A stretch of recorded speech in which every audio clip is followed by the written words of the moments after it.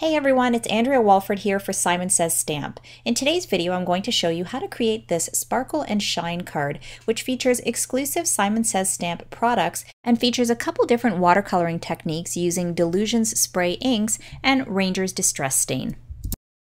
So working directly on my Ranger craft mat, I spritzed my Delusion's Lemon Zest ink spray a couple times directly onto the craft mat surface and then added a couple spritzes of water from my little mister bottle. I then took a 4 1/4 by 5.5 inch piece of my Ranger Ink Essentials watercolor paper and just pressed it down into that spritzed ink and then dried it with my heat tool. So I cleaned off my craft mat with a baby wipe and then took my Delusion's Bubblegum Pink spray ink and spritzed it a couple times and once again added a couple spritzes of water. But this time I took a paintbrush and I just kind of mixed the ink and water together and just spread it out into more of a puddle. I then took my watercolor paper piece and just pressed and twisted it a little bit into that bubblegum pink puddle of ink that was on my craft mat. Now to help the ink colors sort of blend and bleed a little bit more, I then took my little spritz bottle and misted the watercolor paper with water directly. So I quickly cleaned my craft mat and then sprayed a couple spritzes of the Delusion's Postbox Red ink spray onto the craft mat surface and diluted it using a little bit of water. Now I once again took my brush to kind of mix that together and then spread it out into a puddle on my craft mat. I then took my still wet watercolor paper piece and just pressed and twisted it a few times into that Postbox Red puddle on my craft mat. And I was pretty much trying to cover up most of the rest of the white space that was left in between the Bubblegum Pink and Lemon Zest ink sprays.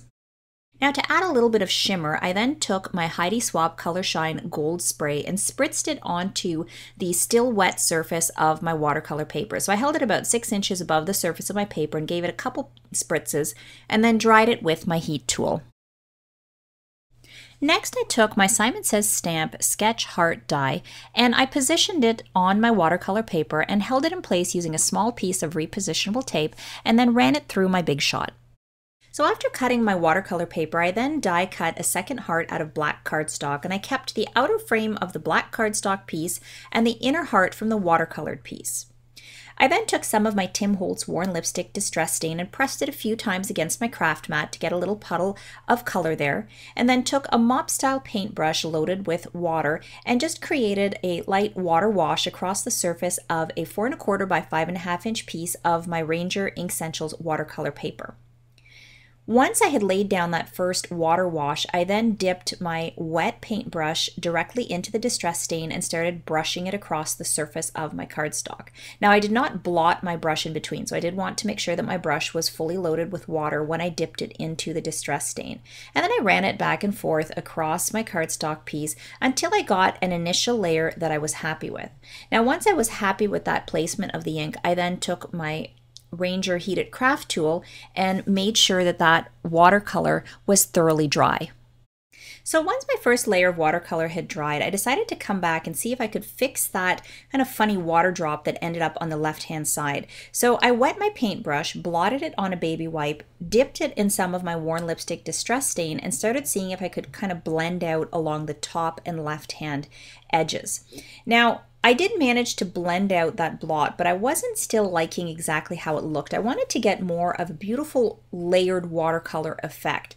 So at about this point, I took my brush, I dipped it into my water, and then I kept it loaded up with the water. So I didn't blot it at all, and I picked up that Worn Lipstick Distress Stain and then created a second layer on top of the first. But you'll notice that as I'm brushing it on, I'm stopping just short of the right-hand edge, and that creates that second layer on top of the first one, and you really notice it once you dry it with the heat tool. So once my watercolor paper was dry, I took a smaller round brush and added some more of the Worn Lipstick Distress Stain to my craft mat. I then loaded up my brush with that distress stain and then just started gently tapping the barrel of my paintbrush to get some splatters onto my watercolor paper over top of my initial watercolor layer. Now you do have to be careful how much you load up your brush and how vigorously you flick it. And always stop a little bit earlier than you think, because you can always go back and add more, but of course if you add too much you can't go back and take it away. And then of course I dried it with my heat tool. So now for my sentiment, I used my Simon Says Stamp Sparkle and Shine stamp set and used the actual Sparkle and Shine image. I inked it up using my Ranger Jet Black archival ink and then stamped it along the bottom center of that watercolored area. I have here a cluster of white sewing thread that I pulled directly from my spool, and I'm just placing it in the top portion of my watercolored area just above my sentiment and just kind of trying to spread it out a little bit so that it'll peek out from around my heart. Now, once I had my heart sort of decided where I wanted my heart placed and how I wanted my thread placed, I just took a dollop of liquid adhesive, placed it onto my card, and then placed my cluster of thread directly on top of the adhesive. Then I took my heart and I layered the inner piece into the outer frame and just placed it directly over top of that adhesive and just kind of pressed it down into that adhesive and then waited for it to dry. Now, one of my favorite things to do with my cards, of course, is to add a little bit of bling using either some sequins or some rhinestones. So here I'm just using clear rhinestones in 3 different sizes and just placing a scattering of them in the top right of my card and then another scattering in the bottom left of the card.